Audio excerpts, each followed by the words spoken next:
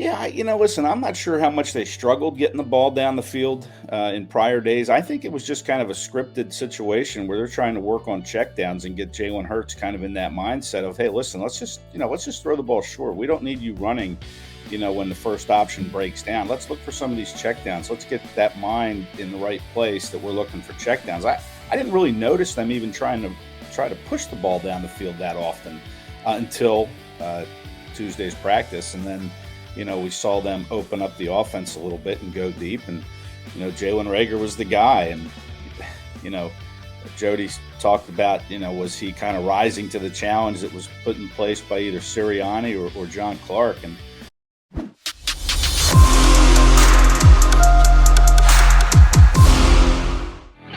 midweek get together here on Birds 365. You got your Mac and Mac guys.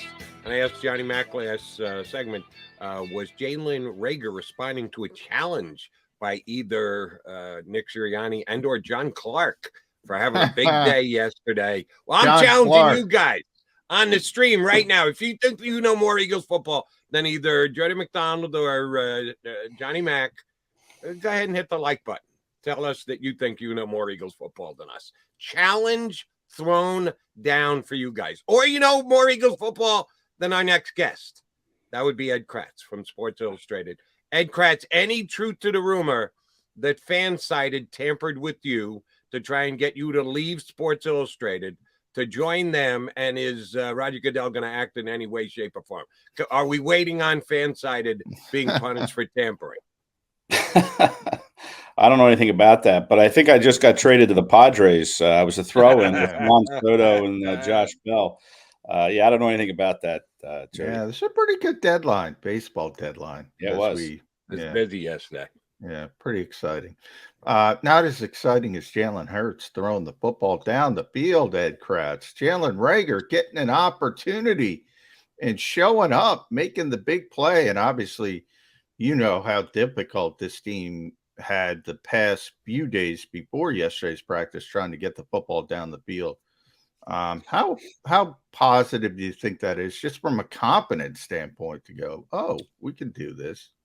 Yeah, listen, I'm not sure how much they struggled getting the ball down the field in prior days. I think it was just kind of a scripted situation where they're trying to work on checkdowns and get Jalen Hurts kind of in that mindset of, hey, listen, let's just throw the ball short. We don't need you running, when the first option breaks down. Let's look for some of these checkdowns. Let's get that mind in the right place that we're looking for checkdowns. I didn't really notice them even try to push the ball down the field that often until Tuesday's practice. And then, we saw them open up the offense a little bit and go deep. And, Jalen Reagor was the guy. And, Jody talked about, was he kind of rising to the challenge that was put in place by either Sirianni or John Clark? And, maybe he was. I wrote about the fact that Sirianni kind of laid it out for him on Saturday when he talked to us before that practice that he's battling. He used the word battling 5 times in a single answer, and he said that he's trying to win a job. So, that puts you on notice that there's nothing guaranteed for a former first-round draft pick. And so he went out there and he showed that, hey, you know what? Don't overlook me just yet. I might still be a factor in this thing, and I'm more than a 5th wide receiver. But now you look around the NFL landscape, and already we see a big injury out in Denver with a wide receiver, Patrick. And you wonder if, hey, maybe Howie's on the phone with Denver saying, you know what, we'll trade you Reagor, but you have to meet my asking price. We'll see what his asking price is. I think high. That's kind of it's high. Okay, good luck with that one, Howie. Yeah, touchdown grab in practice yesterday is not going to change the numbers on Jalen Reagor's stat sheet for the first couple of years. I play it off Reagor. Eagles return game. They spend a little time in practice. I know it's a short practice. They get in and out. They're very efficient, though. Hustle from one spot to the other, but they have done their special teams work. Any of the Eagles with a lead in prospective return spots? Has anybody done anything to open anybody's eyes, or is it still the same group at about the same level as when they first showed up at camp? Yeah, that special teams portion is a good time to get some water ice. So I'm not always looking at what's happening. You're giving Pre- away the pre- tricks, Ed. Appreciate the honesty, Ed Kracz. You're giving away the I tricks. it's not like I completely tune out. I check and see who's back there returning them, and Yeah. so far, guys have fielded the ball cleanly, which that's huge, right? You got to catch the ball before you can do something with it. But again, I think look, keep an eye on Britton Covey. I haven't seen Devin Allen back there all that often. I see Britton Covey back there all the time. So, if you're looking for kind of maybe a long shot, it could be at returner, especially if Reagor's not here. Now that camps are underway, like I said, Denver had the injury. There could be others to come, and maybe Reagor's in play. So, right now he's kind of the logjam at that receiver position. Are they going to keep 5? If they do, he's on the team probably. But if they keep 6, then that might open the door for a Britton Covey. Maybe a Devin Allen if he starts to get more reps returning punts. But I haven't seen anybody really kind of take off and run with it. No pun intended. I'm a sicko, so I watch who's back for the returns. It's interesting. Jalen is taking the first team reps at punt return, but not kickoff return, which has been Jason Huntley for the most part. But, then I start thinking, well, how is Jason Huntley going to make this team, though? I mean, they're not just going to keep somebody to return 2 kickoffs a game. They had 34 kickoff returns last season in 17 games. I mean, it's not an important part of NFL football anymore, unless you have a Darrell Patterson, who are going to give the green light to take it from 9 yards out. Eagles aren't going to do that. They're going to take the 25-yard line and run the offense. So to me, it's going to default to Jalen Reagor unless they trade him. And the Devin Allens and the Britton Coveys of the world are more, practice squad. And we'll see with Devin Allen. To me, it's got to affect him. He still wants to go to the Olympics again. He's got all these track dreams. And I know he says, well, you're still training to be very fast in the NFL, but it's when you're at that level, it's got to affect you. So I'm going to be interested to see if he wants to play football after training camp, or if this is, sort of a bucket list item for him. But that's how I kind of see the kick return aspect of it. And I will say this, and I'll turn it this way for you, Ed. That was an underrated part. The Eagles lost the field position battle a lot last year because they didn't return kicks well when they got the opportunity, and they didn't cover them well. And, when you're trying to drive 75, 80 yards and the other team's driving 60, that's a big difference. That's a lot of hidden yardage. Yeah, and a lot of that's Aaron Sippis too, not kicking the ball well in the second half of the season and, pinning teams deep. So, that's been an issue too. But, we don't see Sippis do much punting. No. Very little. They use the machines to throw the ball down there. Got to keep that light fresh. Pitch count. Yeah, you do. That could have been an issue last year. But, when you talk about kickoff return, that's almost not even like a position. I mean, I know you need to have somebody do it twice a game, whatever it is. And I think Boston Scott would be just fine returning kicks if it came to that. I don't think you need to keep Jason Huntley on the roster just to return a kick or two a game, because I think Boston Scott can do it. And Boston Scott's going to be on this roster, and I think he would do a good job as a kickoff returner. Yeah, it's weird. He hasn't been back there. But that's one of those things where they know what he can do, as you mentioned. He's been one of the upbacks, Boston Scott. So, they have the kick returner, then they have the 2 upbacks, and Boston is on the first team upback. But you're right. He can do it, and they know he can do it. So maybe that's where they default to at the end of the day. But I think it all hinges on Jalen Reagor. If he's here, he's going to be the return guy. He's going to be the kick returner and the punt returner. Yeah, Quez Watkins returned kicks last year too, I think, a few times. I mean, he could certainly at the beginning of the year. Yeah, so I mean, they've got guys that can return kicks, and you're right, Reagor, if he's here, will be the punt returner, I'm sure. And he just needs to get more comfortable doing it. I mean, we saw him return a punt return for a touchdown in Green Bay a couple of years ago, so we know every once in a while you see the explosion with Jalen Reagor. Every once in a while, and we saw it yesterday at practice. the guy's got talent. It's frustrating. It really is. Yeah. I'd want to get both your opinion on a position of depth for the Philadelphia Eagles. And so far, the starters will look pretty damn good in camp. So you're hoping that depth is not necessary, but one good injury, and all of a sudden you're elevating someone. The cornerbacks, the starting 3 CBs have all been good, played great defense against Eagle wide receivers. Every single day, somebody's noting that this guy got an interception, that guy got a pass defended. But they got a whole bunch of young guys behind them on the bench who last year, for me, didn't separate themselves at all. They're all still kind of in the same group. Has there been any separations? Zach McPherson is the guy who was drafted and probably has a slight leg up just in the way the organization looks at them. But I would hope that they would make determinations on depth charts by who's actually getting things done in practices, as limited as they may be. Any cornerbacks, backup cornerbacks, second or third team cornerbacks stand out for either you two guys? Well, I would say I thought Zach McPherson was doing pretty well early in camp the first few days. Now, he did struggle on Tuesday, but this position is going to hinge a lot on special teams as well. You're going to keep guys that can contribute on special teams, and McPherson certainly can do that. He's a 4th-round pick. I don't think he's going anywhere. I think he's going to make this team. It's only his second season. And again, I thought he did some pretty good things in the first few days of camp, and we'll just have to see how he progresses the rest of August here. Tay Gowan, I haven't really noticed Tay Gowan a whole lot. I think he's gotten beat a time or two when I've seen him, when I've kind of focused on him.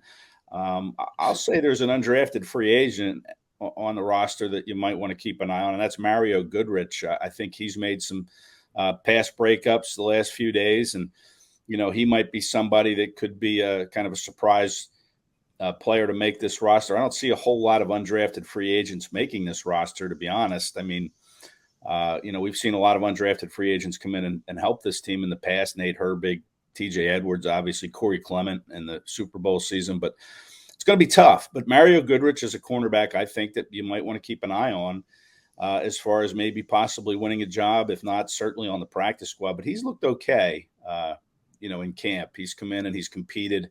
But I still think it's McPherson to win this job, to be probably the key backup. And then in the slot, Jimmy Moreland they brought in as a free agent. He played in Washington the last few years. He hasn't really kind of stood out either. Josiah Scott maybe could have a leg up at that slot cornerback spot if you want to keep somebody behind Avonte Maddox.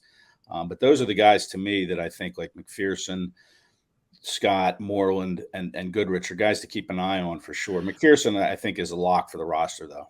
Yeah, don't forget Mac McCain, because Mac was taking the second team reps opposite Zach McPherson on the second team. Now, he got hurt. He showed up on the injury report yesterday with a knee injury. So that's something to keep an eye on.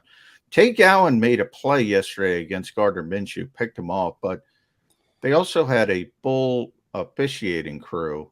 I don't know if it was full, but there were a lot of officials out there for the first full pads. He got called twice for defensive. He's very handsy. And that's always could be a problem with young corners, because they have to get used to being a little bit more fine. They get away with a little bit more at the college level. So that's a concern. Darius Slay, though, keeps talking up Zach McPherson. So he's clearly the number 4 corner, as Ed said. He got beat by Jalen Reagor on that big long play, but it wasn't terrible coverage. He was right there. Andre Sacheret was bearing down at safety. Just a great throw, great catch. Sometimes you tip your cap to the other side. And, the top 3 corners, man. Somebody asked me, this is going to excite Jody. Another reporter asked me, who's been the best player through 5 Eagles practices? And I'm sitting there and I'm thinking about it. Who's been the best player? Who's been the best player? Who's been James Bradberry? James Bradberry has been unbelievable. And there was a rep yesterday. Now, he got beat by Devontae Smith in one-on-ones for another deep throw. You know, corners get beat, especially in one-on-ones. And Devontae's a great receiver. And I was right there, and he said, "Damn, Smitty." It was just a great move by Devontae, and he made a great play. The next rep, he stoned him at the line of scrimmage. He didn't get a yard off the line of scrimmage. He got his hands on him, and that was it. And that was it for James Bradberry. He is so far and above what the Eagles have had as a second cornerback.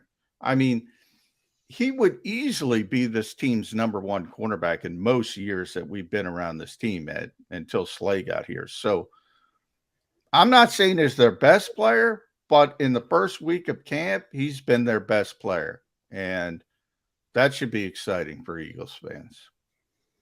Yeah, and you know, keep in mind he kind of got here late, right? They didn't sign him until the middle of May, I think it was. So he's still kind of feeling his way with the terminology and whatnot. But you know, if you ask me, I think that's been kind of the most fun part of camp to watch is these battles with AJ Brown and Devontae Smith against, you know, these two cornerbacks, Slay and Bradberry. I mean, these are 1 and 1A type players at their positions in the league, and it's kind of fun to watch these battles. Who wins? And it's only going to make all four of those guys better, in my opinion, and McPherson too, if you want to throw him in there. Mac McCain, like you said, you know, going against these types of receivers is only going to make them even that much better, and then vice versa. The receivers will be better going against players of that caliber. So, yeah, I think I should throw in real quick. I forgot Kerry Vincent, because if somebody's going to push Zach McPherson, it might be Kerry Vincent, because he can play outside and he can also play inside the slot. So he started to take second team reps as well for Mac McCain. So I should have thrown Kerry Vincent Jr. in there as well. All right, I need both of you guys' takes here because I missed last Friday's show. Maybe he was brought up at that time, but as far as I can remember, I don't think his name has been mentioned once since the Eagles actually opened up camp. How's J-Jaw looking at tight end? Ed, you can take that one. He's getting a lot of developmental reps with that's Carson Strong and Reed Sinnett kind of. It's not a good sign. Practice period. No, it is not a good sign. But yeah, listen, they need a tight end to step up. By the way, isn't like half the Eagle tight end room not participating? Yes, and he's still in developmental period. A real rep. He's only out there with Carson Strong. That's a really not good sign. Yeah. Now he gets some real reps as well, but they're trying to get him up that to could speed. change. And you know, listen, he's still learning the position, so you don't want to throw him out there with the first team, I guess, and set him up to fail if he's not really sure what kind of route he's running or what he's supposed to do as a tight end. So, you know, I could see them bringing him along slowly, but you know, this hamstring injury that Grant Calcaterra suffered, that hurts. I mean, Sirianni said it himself. He was having a good camp, and I thought he was playing his way into the number 2 role. And not to say that he won't. He's got the hamstring that they're going to be very cautious with his return, so it's not a lingering situation. But, you know, that has opened the door. And, you know, Jack Stahl, of course, is the incumbent, but Noah Tagai, I think, has looked pretty good, you know, with the reps that he's gotten. So it's an uphill battle for JJ, though, Jody, no doubt. He looks a little bigger, and, you know, he's catching the ball well, kind of shielding himself. You know, tight ends run different patterns than receivers, obviously. You know, he's more over the middle kind of turnaround, where he's trying to hit seam routes. But he's caught the ball pretty well, I thought, in camp. I don't know if he can block as a tight end. I know they love his blocking ability in the run game. Maybe that transitions into the tight end spot. But it's going to be a tough battle for him, Jody. He's a guy that is firmly on the bubble to make this roster. But like you said, a lot of the tight ends are hurt right now. So who knows? The door's open. If he can accelerate his learning curve, you know, with what he has to do, then maybe he has a shot. Yeah, you would think Calcaterra with a hamstring, as you mentioned, Ed, Tyree Jackson, Richard Rodgers on PUP. It's been all Dallas, Jack Stoll, Noah Togiai. And they did bring in that kid, Jaden Graham, who's a Yale guy, played with the Falcons. You haven't seen much of him and JJ. So They don't have a lot of depth at tight end right now with Calcaterra out. So you would think there would be an opportunity to step up, but Noah Togia has been, he's been that third guy. And maybe it's time to start talking a little bit more about him because he's looked okay. And he doesn't have a ton of competition, and maybe okay is good enough to win you a job at this stage behind Dallas Goedert. Yeah. Yeah, no doubt. Yeah, we'll see where that position goes. I'm not that concerned about it, though. I think the Eagles want to play a lot more 11 personnel with the receivers they have on That's hand. a good point as well. Yeah, they'll just play more 3 receiver, more 11 personnel. So let's talk about the receivers. Not A.J. Brown, Devontae Smith, even Quez Watkins, who left early with an illness. We talked a little bit about Jalen Reagor. Zach Pascal hasn't been able to get out there. Yeah, that's a concern. We know with Greg Ward. Greg Ward's very steady, but you know what he's going to give you. The Eagles are clearly looking to get a little bit more athletic, but they've been saying that for years, and Greg Ward finds a way to make this team. Of those second-tier receivers, anybody impress you? To me, it's been Deon Cain. Yeah, that's what I was going to say. I think Deon Cain has kind of stepped up in that kind of second-tier level. And, as far as Pascal, not being able to practice, I know Nick knows him from his time in Indianapolis, and that probably helps. But it's not Nick that's going to put together this 53-man roster. I know he's going to have input, but that's Howie Roseman's job as the general manager. And he'll take Nick's input. But if Roseman's not seeing Pascal do anything, is he going to be able to say to Nick, okay, I trust you, we'll keep him, even though he hasn't done much? And I know it's early and he'll get back from this food poisoning, but, not practicing for the first week of camp as a newcomer isn't helping your cause. And, now you're looking out there and you're seeing guys like Deon Cain. You're seeing Jalen Reagor. You're seeing other guys make plays. Even Greg Ward has made some catches. He's just steady and dependable as far as catching the football. And, that's an opportunity for these guys with Pascal sitting on the sidelines and watching.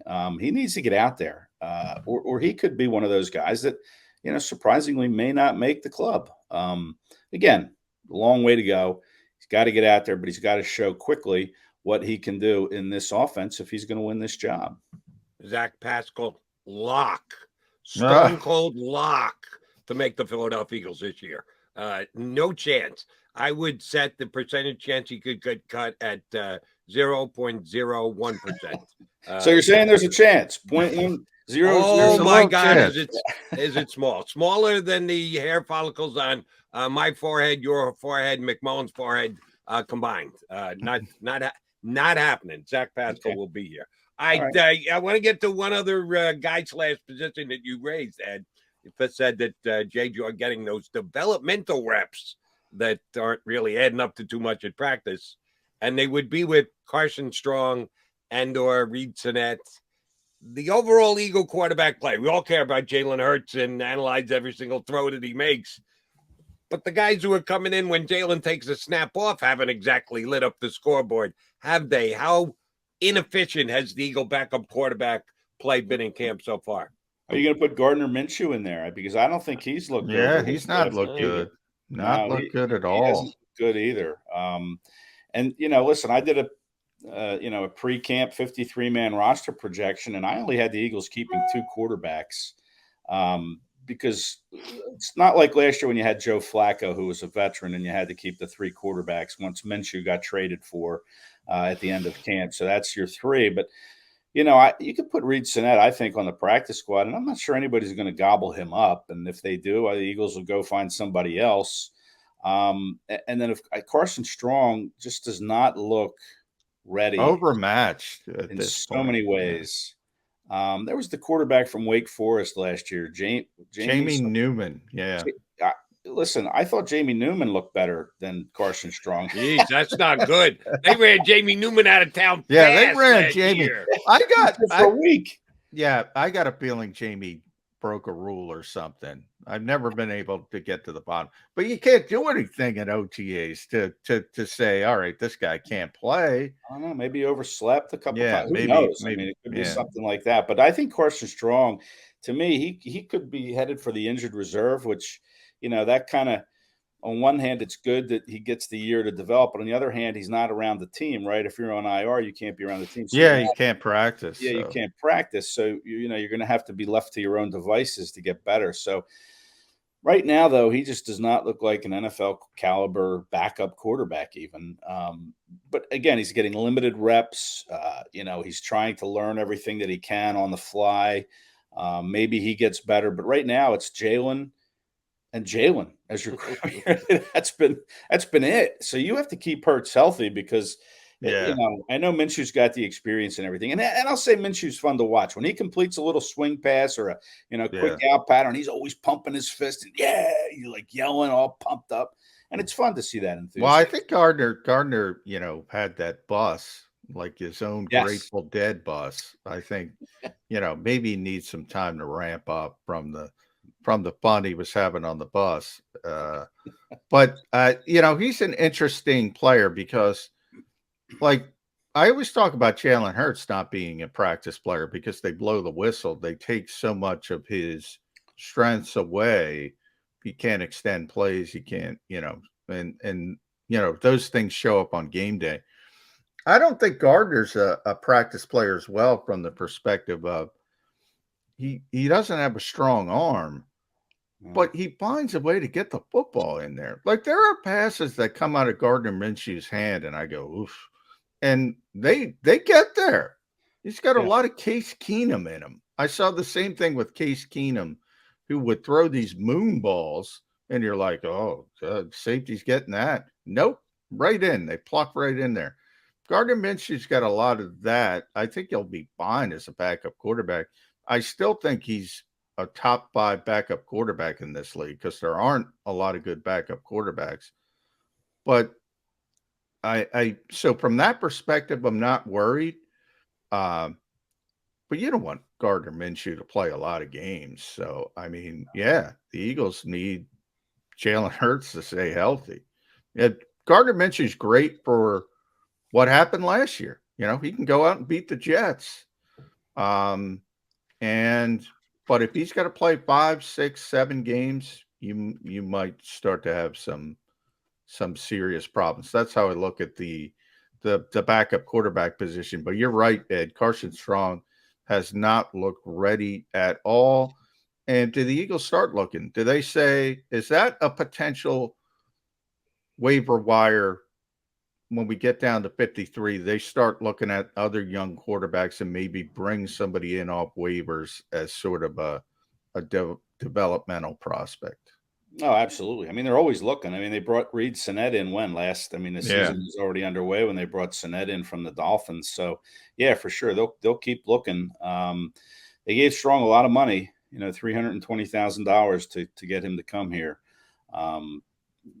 So he'll be given some opportunity. It'll be interesting to see what he does. I mean, listen, the Eagles are playing the Jets in 10 days, 9 days, August 12th. Oh, is it that close? August? Wow. It's coming right. We got the open practice Sunday night at the Link, and then a week after that, the Saturday after that, they play the Jets. So I fully expect to see, Carson Strong at least for a quarter, maybe a half. Man, who's the Jets' third string quarterback, Jody?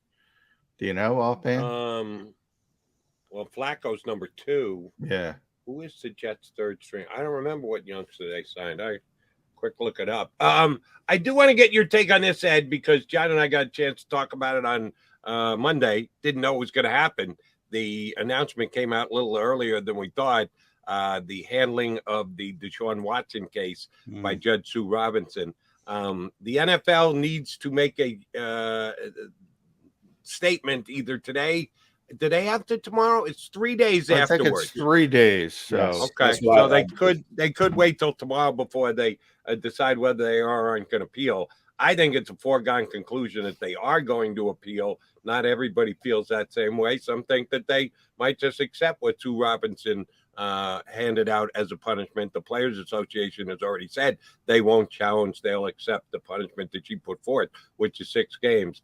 How do you think Roger Goodell handles this? I guess he's been kind of busy the last 24, 48 hours coming down with the hammer on Stephen Ross for tampering down there in Miami. Yeah. So if this does go right up to the deadline, supposedly Tony Busby, the attorney for many of the, if not all the plaintiffs against Deshaun Watson, is having a press conference today.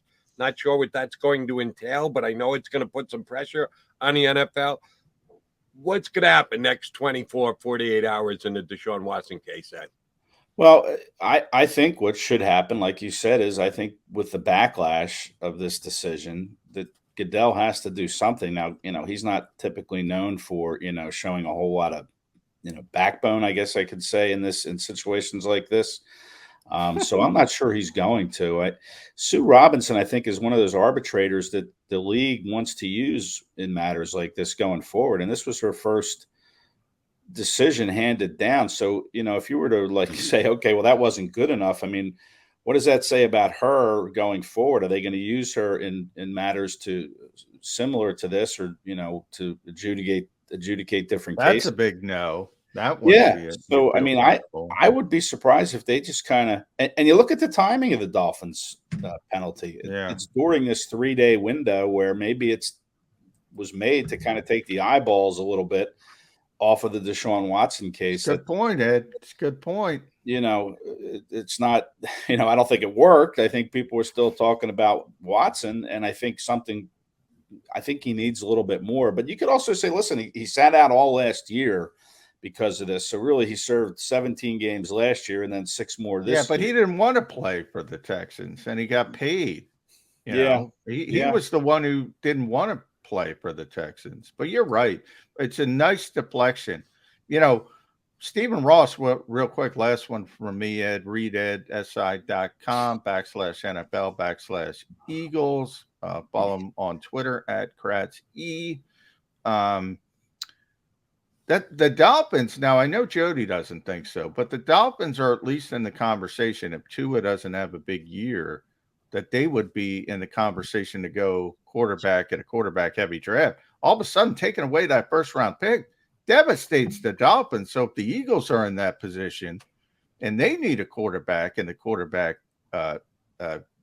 good quarterback, that helps the Eagles. So what happened to the Dolphins helps the Eagles, taking away that first round pick.